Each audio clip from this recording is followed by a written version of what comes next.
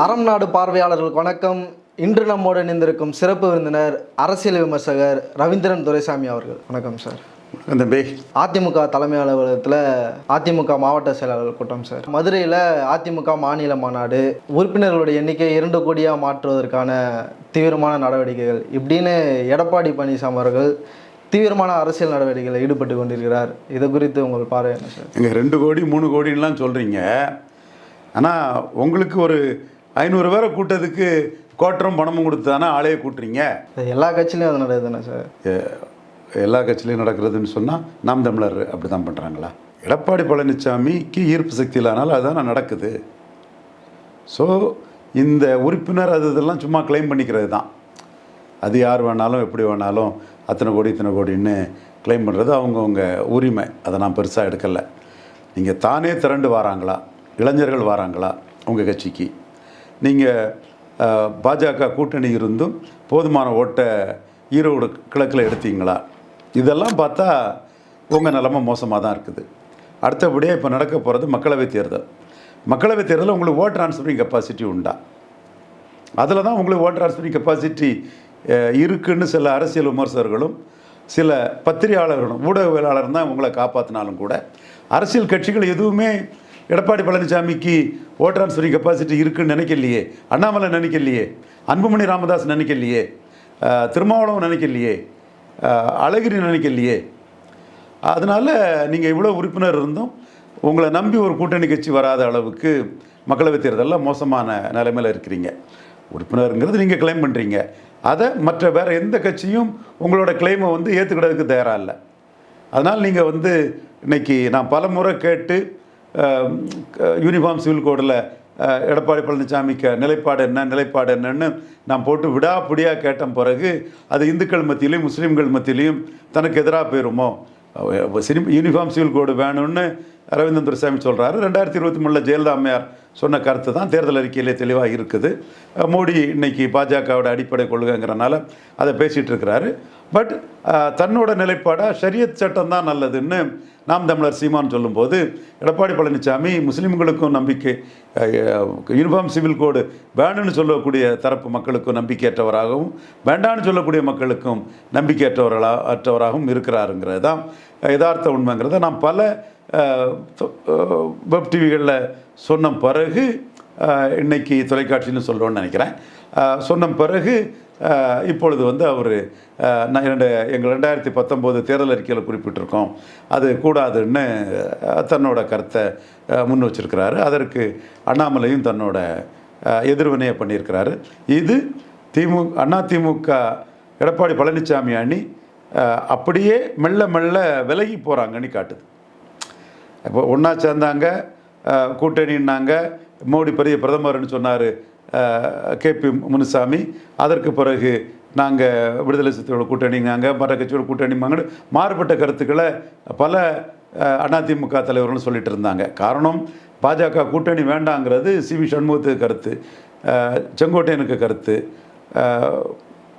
செல்லூர் ராஜுக்கு கருத்து, கடம்பூர் ராஜுக்கு கருத்து, அன்வர் ராஜாவுக்கு கருத்து, இப்படி பல மெஜாரிட்டி ஹரிக்க கருத்து, அருண்மொழித்தேவனுக்கு கருத்து, ஜெயக்குமாருக்கு கருத்து. இது வேண்டாங்கிற கருத்துலேருந்து கேபி முனுசாமி கட்சி மாறி இருக்கிறாரு. ஆனால் பாஜக கூட்டணி வேணுங்கிற கருத்தில் தங்கமணியும் வேலுமணியும் இருக்கிறாங்க. ஸோ அதிமுகவுக்குள்ளேயே பாஜக தொடர்பாக மாறுபட்ட கருத்துக்கள் இருக்குது. அந்த மாறுபட்ட கருத்துக்கள் உள்ளவங்களை ஒன்றாக ஒரு முடிவெடுக்க வைக்கணும்னு எடப்பாடி நினைக்கிறார். இதுதான் ஒரு தலைவர் பண்ணக்கூடிய வேலை. நம்ம அதை அங்கீகரித்து தான் பேசணும். பாஜக கூட்டணி வேணும்னு நினைக்கக்கூடிய தங்கமணி வேலுமணியும் வேண்டான்னு நினைக்கக்கூடிய ஜெயக்குமார் சிவி சண்முகத்தையும் எல்லாரும் ஏற்றுக்கொள்ளக்கூடிய அளவுக்கு ஒரு முடிவு எடுக்கணும்னு நினைக்கிறாரு. அந்த முடிவு பெரும்பாலும் தனிச்சு போட்டிங்கிற புள்ளியை நோக்கி தான் நகர்றதா நான் பார்க்குறேன். ஏன்னா இந்த காமன் சிவில் கோடுங்கிற இதில் பாஜக ரொம்ப தெளிவாக நிற்பாங்க. இந்த இதுதான் எதிர்க்கட்சி கூட்டணிக்கு எதிரான ஒரு பாம். அந்த பாம் வெடிச்சிடுச்சு.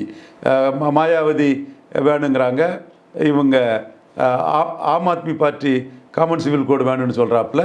ஏன் ஒரு காங்கிரஸ் முதலமைச்சரே இமாச்சலில் வெற்றி பெற்றவரே காமன் சிவில் கோடுக்கு ஆதரவான ஒரு வார்த்தைகளை சொல்கிறான்னு சொன்னால் இது எதிரணியை திணற அடிச்சிருங்கிறத தெளிவாகவே உணர்றாங்க. கம்யூனிஸ்டுகள் வேண்டாங்கிறதுல ரொம்ப வேகமாக நிற்கிறாங்க. காங்கிரஸ் அந்த அளவுக்கு வேகம் இல்லை. ஸோ இது வந்து பாஜக பலமாக இருக்கக்கூடிய மாநிலங்களில் காமன் சிவில் கோடு வந்து பாஜகவுக்கு 14-19 மாதிரி அதிக அளவு சீட்டுகளை பெற்றுத்தருங்கிறது பாஜகவுக்கு ஒரு நம்பிக்கை. அந்த நம்பிக்கை இருக்கும்போது தமிழ்நாட்டுக்காக பாஜக அதை காம்ப்ரமைஸ் பண்ண மாட்டாங்க. அண்ணாமலை நாசுக்கா அதை சொல்கிறாரு. ரொம்ப நைசிட்டியோட வாழைப்பழத்தில் ஊசி ஏற்றுற மாதிரி அண்ணாமலை தன்னோட பேட்டியை சொல்லியிருக்கிறாரு. எடப்பாடி பழனிசாமி அதில் மாறுபட்ட வியூவை எடுத்திருக்காங்க. ஸோ இவர்களுக்கு இடையில் உள்ள கூட்டணி வாய்ப்புகள் வந்து மெல்ல மெல்ல அளவு வந்து கூட்டணியாக சேர்றதுக்குள்ள அளவு வந்து மெல்ல மெல்ல குறைஞ்சிட்டு போகிறதா நான் பார்க்குறேன்.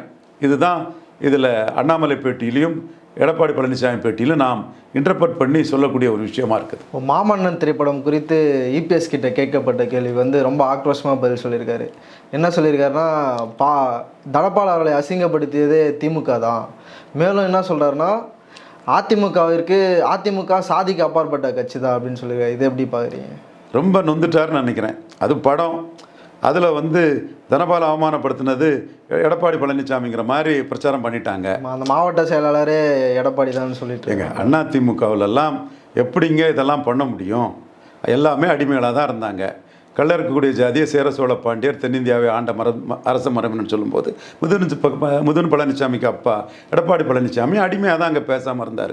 இன்னும் ஓட்டு கேட்க போட்டு அப்போ கேட்பாங்கல்ல, ஜெயலலிதா சொன்னதை இப்போ சொல்கிறீங்களா இல்லையான்னு எடப்பாடி பழனிசாமி மூஞ்சிக்கு நேராக அந்த இளைஞர்கள் கேட்பாங்க இல்லையா? கொங்குலேருந்து மாவீரன் குணாள நாடார் பாசறையில் உள்ள அவ்வளோ இளைஞர்களும் நாங்கள் ஆர்கனைஸ் பண்ணிகிட்ருக்கேன், இப்போ விட்டுருங்கன்னே வரட்டும், வரும்போது ஜெயலலிதா சொன்னதை சொல்லிக்கிட்டு ஓட்டு கேட்க வாருங்க எடப்பாடி பழனிசாமி கவுண்டருங்கிறது நாங்கள் சொல்லியே சொல்லுவோம், வரட்டும் பார்ப்போம் அவருங்கிறத கொங்கு மாவீரன் குணாள நாடார் ஆதரவு இளைஞர்கள்லாம் கேட்குறாங்க. அப்போ அன்னைக்கு ஜெயலலிதா சொல்லும்போது அடிமையாக இருந்தவங்க எப்படி ஒரு தனபாலை வந்து அவங்க இன்சல்ட் பண்ணியிருக்க முடியும்?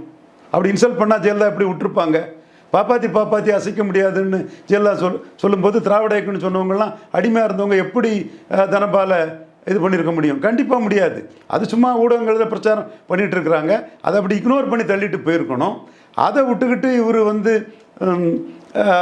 அதுக்கு பதில் சொல்கிறது மாதிரி இஷ்யூவே இல்லாத ஒரு இஷ்யூவில் சினிமாவை வச்சு 4 பேர் ஊடகத்தில் பேசுனாங்கன்னா அதுக்கு வந்து பதிலாக பேசிகிட்டு இருக்கிறாரு. நான் அவர் அந்தளவுக்கு ஒர்த்தாக பார்க்கல. ஜெயலலிதாட்ட இருக்கும்போது அந்தளவுக்கு ஒர்த்தாக நான் பார்க்கல.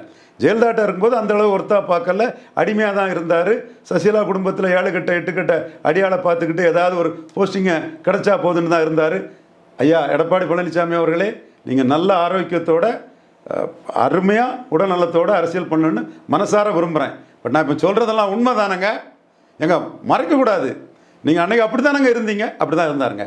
இதுதான் உண்மை. இன்றைக்கி வந்து ஜாதி கட்சி இல்லைன்னு சொன்னாங்கன்னா அது 2 ஜாதி கட்சி தான், 2 ஜாதி ஆதிக்க கட்சி தான். சொல்கிறது சும்மா சொல்லலாம், அது 2 ஜாதி ஆதிக்க கட்சி தான்னு நான் பெனிஃபிஷரி காஸ்டான பறையர் சமூக மக்களுக்கு வட தமிழகத்தில் தெரியும். நான் பெனிஃபிஷரி காஸ்டான செங்குந்தர் சமூக மக்களுக்கு வட தமிழகத்தில் தெரியும். நான் பெனிஃபிஷரி காஸ்டான உடையார் சமூக மக்களுக்கு வட தமிழகத்தில் தெரியும். நான் பெனிஃபிஷரி காஸ்டான அகமுடையார் சமூக மக்களுக்கு வட தமிழகத்தில் தெரியும். வட தமிழகத்தில் உள்ள மீனவ சமூக மக்களுக்கு நாம் அதிமுகவுக்குள்ள நான் பெனிஃபிஷரி காஸ்ட் தாங்கிறது தெளிவாக தெரியும். அதே மாதிரி மேற்கு மண்டலத்தில் ஒக்காலியா கவுண்டர்களுக்கு தெரியும், வேட்டுவ கவுண்டர்களுக்கு தெரியும், கொங்கு நாடார்களுக்கு தெரியும், நாயுடுகளுக்கு தெரியும், அருந்ததியர்களுக்கு ரொம்ப நன்றாகவே தெரியும். இது வந்து ஈரோடு கிழக்கு ஓட்டிங் பேட்டர்ன்லேயே தெரிஞ்சுதா? 65% வெள்ளாள கவுண்டர் போடும்போது 10% தான் அருந்ததியர் போடுறாங்க, 10% தான் பறையர்கள் போடுறாங்க, 10% தான் செங்குந்தர் போடுறாங்க, 10% தான் நாயுடு போடுறாங்கன்னா ஒரு ஜாதிக்கு பெனிஃபிட் அடையக்கூடிய கட்சி தானே தெரியுது. அதனால் அந்த ஜாதி தானே 65% போட்டிருக்காங்க. அதனால தானே 25% ஓட்டு வந்தது. இன்னொரு இடத்துல நடந்ததுன்னா 12% ஓட்டு வந்திருக்குமே. அதான் இடைத்தேர்தல் பொது தேர்தலுக்கு பொருந்தாது. இன்னொரு இடத்துக்குள்ள இந்த இடைத்தேர்தல் வந்திருக்கும்னா 12% தாண்டி இருக்க மாட்டாரா? எல்லாரும் சொல்லத்தாங்க செய்வாங்க. ரெட்டையில சின்னத்தை காட்டி சமூக நீதியை சூறையாடி மற்ற ஜாதிகளை ஏமாத்துறதுக்கு ஜாதி இல்லை மதம் இல்லைன்னு சொல்லத்தாங்க செய்வாங்க. சைலண்டாக 65% வெள்ளாள கவுண்டர் போடுறாங்க. அதுதான் அவங்களுக்கு பலம். பட்டு ஜாதி இருக்குது, வெள்ளாள கவுண்டர் வன்னியர் தான் எங்களுக்கு அதிக அளவில் போடுவாங்கன்னு யாராவது சொல்லுவாங்களா? அது அரசியல் அப்படி சொல்கிறது வழக்கம்தான். நாம் அந்த புள்ளிக்குள்ளே என்ன சொல்கிறோம்னா, நீங்கள் பெரியாருக்கு பாரத ரத்னான்னு கேட்டு உங்களோட சமூக சூறையாடலை மறைக்க பார்க்காதீங்க. கேபி முனுசாமிக்கு தான் சொல்கிறோம். தெளிவாக களத்திலிருந்து எல்லாரும் சொல்கிறாங்கங்க. வட தமிழகத்திலையும் மேற்கு தமிழகத்திலையும் அனைத்து ஜாதிகளும் சொல்கிறாங்க. நான் கிரவுண்டில் இருக்கிறேன். இது ஜெயலலிதா அம்மாவுக்கு அதிமுக இல்லைங்க, ஜெயலலிதா அம்மாட்ட வந்த ரெட்டால இல்லைங்க, இது வேறங்கிறத தெளிவாக சொல்கிறாங்க. பட் அவருக்கு உரிமை உண்டு, ஜாதி இல்லை மதம் இல்லைன்னு சொல்லி அவர் மக்களை அடைகிறதுக்கு ஜனநாயகத்தில் அவருக்கு உரிமை. அவர் அதை முயற்சி பண்ணிட்டு நாங்கள் 2 ஜாதி சமூக சூறையாடலுங்கிறத நாங்களும் முயற்சி பண்ணுறோம். மக்கள் நாங்கள் சொல்லக்கூடிய உண்மையின் பக்கம் நிற்கிறாரா, அவர் சொல்லக்கூடிய போலித்தனமான அரசியல்வாதியின் வார்த்தையில் நிற்கிறாங்களாங்கிறத நம்ம பொறுத்திருந்து பார்ப்போம். 2024 அதை காட்டிடுங்க. நம்மளும் அதை உறுதியாக மக்கள் மத்தியில் உள்ள நீர்பூத்த நெருப்பாக மக்கள் மத்தியில் இருக்கிறத தான் நாம் திரைய விலைக்கு கொழுந்து விட்டு எரிய செய்துட்டு இருக்கோங்க. இல்லாத ஒன்றை நம்மளும் செய்திருக்க முடியாது. இதுதான் யதார்த்த உண்மை. வட தமிழகத்தில் முதலியார், பறையர், செங்குந்தர், அகமுடையார், யாதவர் போன்ற சமூகங்களும் இந்த கட்சியில் நமக்கு பலன் இல்லை.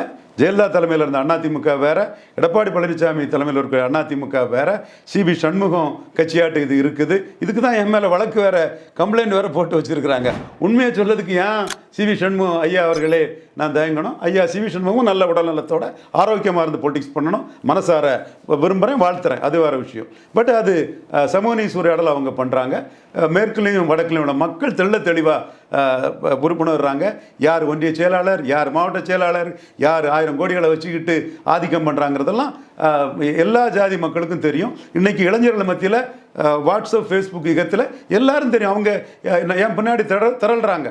அதாவது என்ன தலைவராக ஏற்றுக்கிட்டு தரலாங்க நான் சொல்ல வரல. அண்ணே நீங்கள் சொல்ல சரிதான் அண்ணே, எங்கள் ஜாதியை பேசுங்கன்னு ஒவ்வொருத்தரும் எனக்கு டெய்லி இது பண்ணிட்டு இருக்காங்க.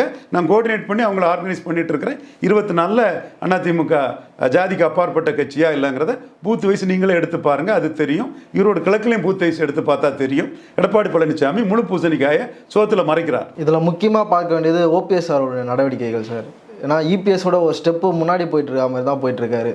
ஒரு மாவட்ட செயலாளர் கூட்டத்தை முன்னாடியே நடத்திட்டாரு. திருச்சியில் ஒரு மிகப்பெரிய மாநாடையும் நடத்தி காமிச்சிட்டாரு. இந்த நடவடிக்கைகள் எப்படி சார் பார்க்குறீங்க? அரசியல் களத்தில் அவருக்குன்னு ஒரு இடம் இருக்குது, அவருக்குன்னு பெர்சன்டேஜ் ஆஃப் ஓட்டு இருக்குது. ஜெயலலிதாவால் அறிமுகப்படுத்தப்பட்டவர், ஜெயலலிதாவுக்கு பதவி திருப்பி கொடுத்தவர், சசிகலாட்டையும் திருப்பி கொடுத்துட்டார். நம்ம சொன்னோம் இப்போ சசிகலாட்டெல்லாம் திருப்பி கொடுக்காதீங்க, நீங்கள் பெரிய லீடராக வர்றதுக்கு வாய்ப்பு இருக்குன்னு சொன்னோம். அவர் என்ன கம்பல்ஷனோ அவர் சசிகலாட்டையும் கொடுத்துட்டாரு. என்றாலும் அவர் ஒரு ஏமாற்ற மாட்டார், நான் எம்மா நம்பிக்கையான ஆளாக இருப்பாருங்கிற எண்ணம் எல்லா ஜாதி பொதுமக்கள் மத்தியிலும் இருக்குது. நமக்கு சசிகலாட்ட கொடுத்தது கோபங்கிறது இருந்தாலும் கூட நம்ம பரவலாக மக்கள்கிட்ட பார்க்கும்போது நல்ல மனுஷையா, நம்பிக்கை துரோகம் பண்ண மாட்டாரியா, எடப்பாடி பழனிசாமி மாதிரி இல்லையாங்கிறான்.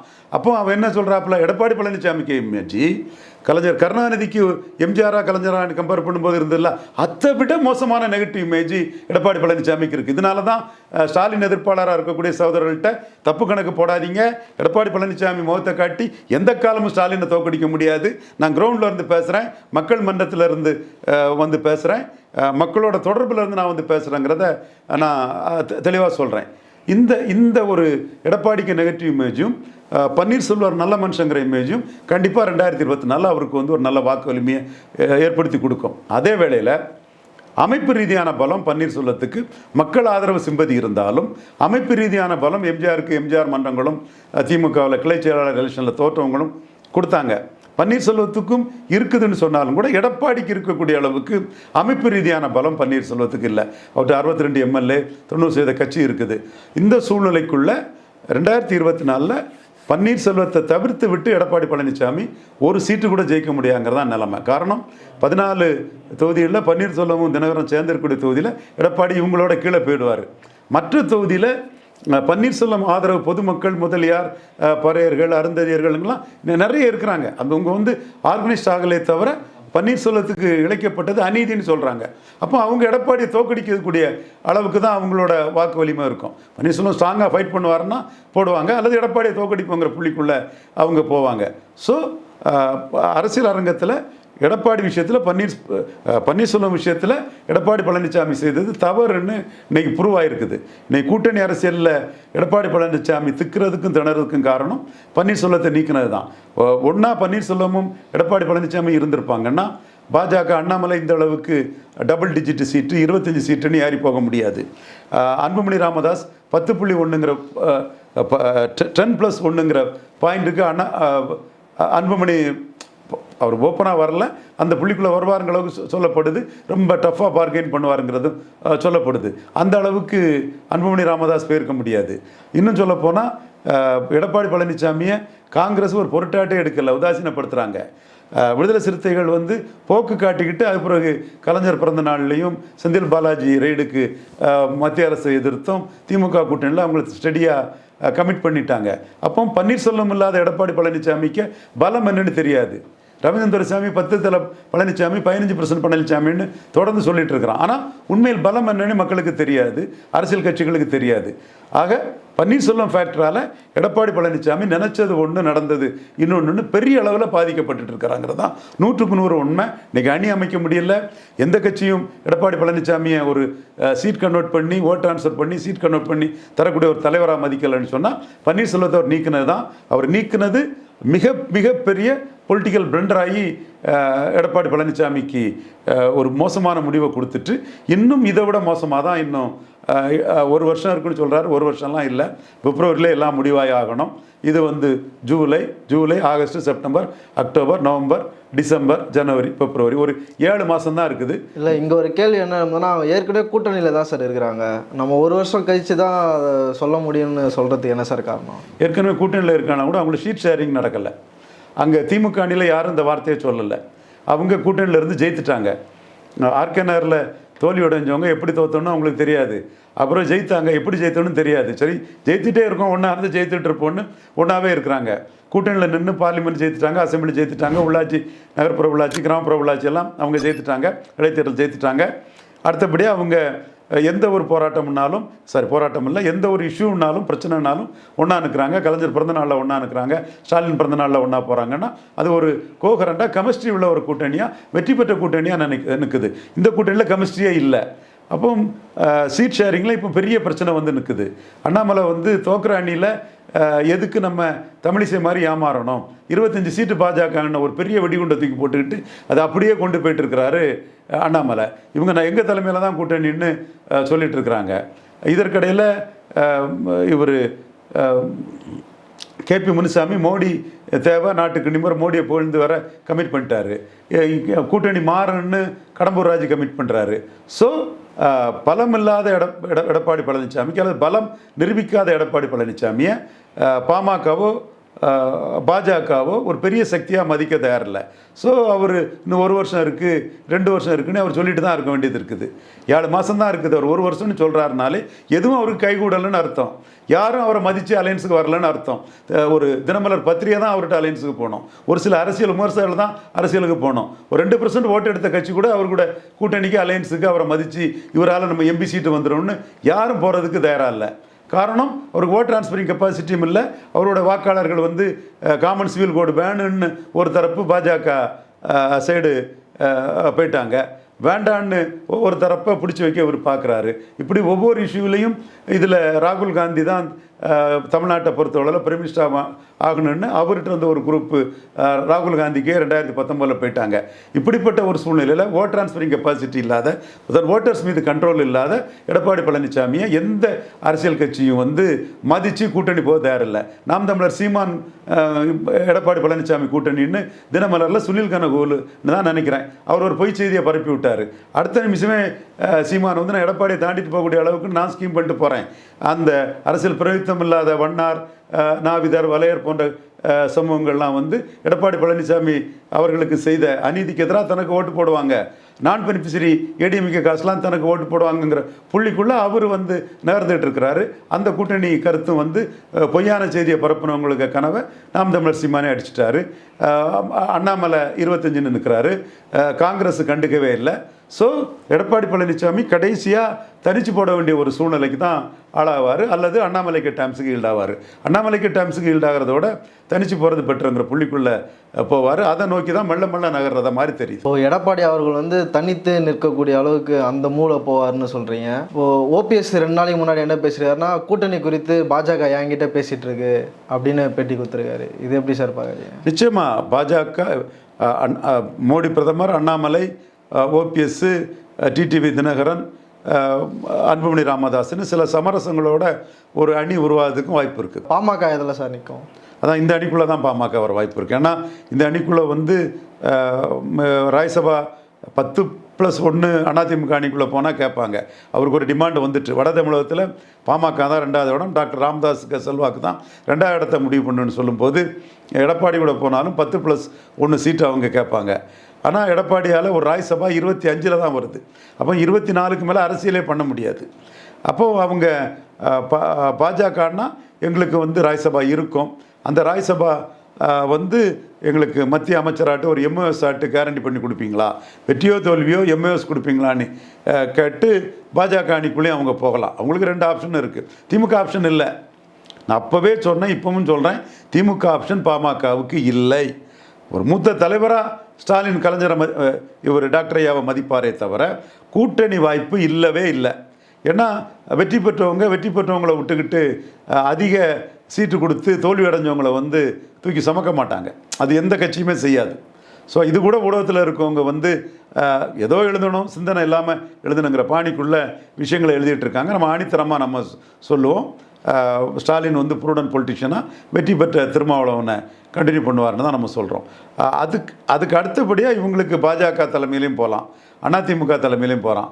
அந்த சுச்சுவேஷனில் 2வது இடத்த முடிவு பண்ணுறதுக்கு வட தமிழகத்தில் மிகப்பெரிய ஒரு பலமான கட்சியாட்டு பாமக இருக்குது. 2009ஆம் ஆண்டும் அவங்க தான் 2வது இடத்த ஜெயலலிதா விஜயகாந்த் கடையில் முடிவு பண்ணாங்க. அவங்க ஜெயலலிதாவோட கூட்டணி சேர்ந்து 2வது இடத்த ஜெயலலிதா உறுதிப்படுத்தி கொடுத்தாங்க. ஒருவேளை விஜயகாந்த் அவங்க கூட்டணி சேர்ந்துருப்பாங்கன்னா யார் 2வது இடங்கிறதே கேள்விக்குறியாயிருக்கும். ஏன்னா 15% ஓட்டு அவங்களுக்கு வட தமிழகத்தில் இருக்குது. விஜயகாந்த் 10ன்னா 10, 15, 25ங்கிற புள்ளிக்குள்ள ஒரு அர்த்தமெட்டிக் படி அது கூடவும் குறையலாம் போட்டு பார்த்தோம்னா ஜெயலலிதா 37 எடுத்த ஜெயலலிதா வட தமிழகத்தில் 15% ஓட்டு குறைஞ்சுன்னா அவங்க 22க்கு போயிருப்பாங்க. யார் 2வது இடம், விஜயகாந்த் ப்ளஸ் ராமதாஸா ஜெயலலிதா வாங்குற ஒரு கொஸ்டின் வந்திருக்கும். பாமக அங்கே போனனால தெளிவாக ஜெயலலிதா 2வது இடம் வந்தாங்க. தென்சென்னையில் ஜெயித்தாங்க, விழுப்புரத்தில் ஜெயித்தாங்க, திருவள்ளூரில் ஜெயித்தாங்க, சேலத்தில் ஜெயித்தாங்க, மயிலாடுதுறையில் ஜெயித்தாங்க, திருப்பூரில் ஜெயித்தாங்க. பாமகவால் அவங்க வெற்றியும் பெற்றாங்க. அதற்கு பிறகு 2019ஆம் ஆண்டு டிடிவி தினகரனா எடப்பாடி பழனிசாமியா, யார் 2வது இடம், எடப்பாடி பழனிசாமி ப்ளஸ் பன்னீர்செல்வம் யார் 2வது இடங்கிற போட்டி வரும்போது இந்த 7+1 வாங்கி இபிஎஸ் ஓபிஎஸ் கூட நின்று அவங்களும் தைலாவரம் சென்றாங்க. டாக்டர் ஐயாவுக்கு பெரிய முக்கியத்துவத்தை கொடுத்தாங்க. அது 2வது இடத்த வந்து உறுதி பண்ணி கொடுத்துட்டாங்க. ஆனால் இந்த விட சீட்டை கன்வெர்ட் பண்ணி கொடுக்க முடியல. அடுத்து இப்போ 2024லையும் 2வது இடத்த அவங்க உறுதி பண்ணி கொடுத்துருவாங்க. சீட்டை கன்வெர்ட் பண்ணி கொடுக்குறாங்களா இல்லையாங்கிறது வேறு விஷயம். ஏன்னா கஷ்டம். ஏன்னா ஜெயலலிதாவுக்குனால அது 30% கட்சியாக இருந்ததுனால சீட் கன்வெர்ட் ஆச்சு. இது 15% கட்சிங்கும் போது சீட் கன்வெர்ட்டபிலிட்டி கஷ்டம்தான். என்றாலும் 2வது இடத்த எடப்பாடி பழனிசாமி கூட நின்னா உறுதிப்படுத்தி கொடுத்துருவாங்க. பாஜக கூட இவங்க நின்னாங்கன்னா ஒரு வேளையில் 14 வந்த மாதிரி தருமபுரி சீட்டு ஜெயித்தரலாம். ஆனால் பாஜக கூட்ட வரக்கூடிய பட்சத்தில் பாஜக ஒரு ப்ராமிஸ் கேட்கலாம், அல்லது பாஜகவே மனம் வந்து கொடுக்கலாம். எம்ஓஎஸ் ஒன்று கொடுத்துட்றோம், நம்ம தனியாக நிற்போம், 2014 நின்ன மாதிரி நிற்போம், 14 தான் 40க்கு 3 வந்தது, அப்போ மீண்டும் இப்போ ஒரு சீட்டு வருங்கிற ஒரு புள்ளிக்குள்ளே பாமக வந்து பாஜக அணுகலாம். ஸோ பாமகவுக்கு கூட்டணி அரசியலில் பெரிய டிமாண்ட் இருக்குது. 10+1 எடப்பாடி கிட்ட கேட்கலாம், பாஜக கிட்டையும் 10-13 சீட்டு நிற்கலாம். பாஜகவுக்கு ஒன்றும் அங்கே வடக்கு சீட்டு கொடுக்கறதுல ஒன்றும் பெரிய சிரமங்கள் இருக்கிறாது. ஸோ வட தமிழகத்தில் 2வது இடத்த முடிவு பண்ணக்கூடிய கட்சி பாமகங்கிற ஒரு ரன்னர் யாருங்கிறத முடிவு பண்ணக்கூடிய கட்சிங்கிற ஒரு பெரிய இடத்துக்குள்ளே பாமக இருக்குது. ஸோ அதை வந்து பாஜகவை மதித்து தான் தீரணும், எடப்பாடி பழனிசாமியும் மதித்து தான் தீரணும். அவங்களுக்குன்னு ரன்னர் டிமாண்ட் வந்து 20 தொகுதிக்குள்ளே பாமக தான் இருக்குது. பாமக விட்டவங்க வந்து 2வது இடத்த விட்டுட்டாங்கன்னு தான் அர்த்தம். இப்போ மதுரை மாநாடு வந்து வெற்றிகரமாக நடக்குமா? ஏன்னா ஓபிஎஸ் என்ன சொல்கிறாருன்னா, எடப்பாடி கூட இருக்கிறவங்க சில மாவட்ட செயலாளர் நம்மக்கிட்ட பேசுகிறாங்க, முன்னாள் அமைச்சர்லாம் நம்மக்கிட்ட பேசிட்டு தான் இருக்காங்க. ஆனால் நம்ம ஒருபோதும் வந்து இபிஎஸ் கூட சேர வாய்ப்பு இல்லை, அந்த உறுதி நான் தரேன் அப்படின்னு சொல்லியிருக்காரு. இது எப்படி சார் பார்க்குறீங்க? அதாவது இபிஎஸ் தனிச்சின்னு அனௌன்ஸ் பண்ணிட்டா மோடி தலைமைன்னு நினைக்கக்கூடிய முக்கிய தலைவர்கள் வந்து மீண்டும் அடுத்த ஒரு ஸ்பிளிட்டை அங்கே உருவாக்குறதுக்கு வாய்ப்பு இருக்குது. மீண்டும் ஒரு ஸ்பிளிட்டு வந்து ப்ரோ மோடி ஆன்டி மோடின்னு 2 கோஷ்டி அங்கே உருவாயிட்டு. சிபி சண்முகம்லாம் ஆன்டி மோடியாக ஆன்டி பிஜேபியாக இருக்கிறாரு. அவரை பற்றி பேசக்கூடியவங்களாம் மத்திய அரசையும் மாநில அரசையும் எதிர்த்து நிற்கக்கூடிய மாவீரர் நம்ம சொல்லும்போது வந்து ஒரு சில வன்னியர் இளைஞர்களை சார் பார்த்து சொல்லுங்கள் சார், அந்த ஆள் வந்து கவுந்துருவார், சீமான் கவர மாட்டார், சிவி சண்முகம் கவுந்துருவார் சார், நீ வன்னியர் இளைஞர்களே நம்மகிட்ட சொல்லுவார், சீமான் ஸ்டடியாக நிற்பார் நாங்கள் நினைக்கிறோம் சார், இவர் நிற்பாரா மாட்டாராங்களே எங்களுக்கு சந்தேகம் இருக்குது சார்ன்னு கவுந்தாலும் கவுந்துருவார்னு சொல்கிறார். ஆனால் சிவி சண்முகம் கவரக்கூடாது, எதிர்த்து நிற்கணுங்கிறதுல புள்ளியில் தெளிவாக நிற்கிறாரு, அவர் ஸ்டடியாக நிற்கிறாரு. அப்போ எடப்பாடி பழனிசாமி வந்து பாஜக ஆதரவு போனால் சிவி சண்முகம் கவுந்தாக வேண்டியது தான். அந்த இடத்துல சிவி சண்முகம் கவுந்துடக்கூடாது. ரவீந்திரன் துரைசாமி சொல்லக்கூடிய மத்திய அரசு மாநில அரசையும் மத்திய அரசு துணை இன்றி மாநில அரசு மாநில அரசு துணை மத்திய அரசு செய்யக்கூடிய மாவீரர் சிவி சண்முகங்கிற அந்த இமேஜை காப்பாற்றணும்னு அவர் நினைக்கிறாரு. ஆனால் தங்கமணி வேலுமணி எல்லாம் பாஜக வைத்து நிற்கிறது நஷ்டம். பாஜக அண்ணாமலை, மோடி அண்ணாமலை, அன்புமணி, ஓபிஎஸ், தினகரன் அலையன்ஸ் வந்து 2ஆம் இடம் வர்றதுக்கு வாய்ப்பு இருக்குது. நீங்கள் இந்த தப்பு பண்ணால் நாம் அதை ஏற்றுக்க மாட்டோங்கிற புள்ளிக்குள்ளே அவங்களும் நிற்கிறாங்க. ஸோ இவங்க எல்லாத்தையும் ஒன்று சேர்த்து யாரும் மனம் கோணாமல் ஒரு முடிவு எடுக்க வேண்டியதான் ஒரு தலைவருக்கு கடமை. அந்த வகையில் தனிச்சு போட்டியிடக்கூடிய சூழ்நிலையில் தங்கமணியும் வேலுமணி எல்லாத்தையும் அரவணைச்சு போகணுங்கிறதுக்காக அவர் நகர்ற மாதிரி தான் தெரியுது. இன்று எங்களுடைய அரங்கத்திற்கு வந்து பல்வேறு தகவலை பகிர்ந்தோன்னைக்கு ரொம்ப நன்றி சார். நன்றி.